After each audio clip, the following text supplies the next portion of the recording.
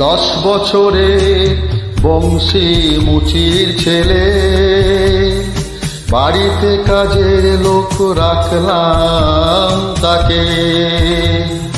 10 বছরের বংশী মুচির ছেলে, বাড়িতে কাজের লোক রাখলাম তাকে। আমার শ্রীমতী যে বলল শুনে, ও যেন ঠাকুর ঘরে কখনো না ঢোকে।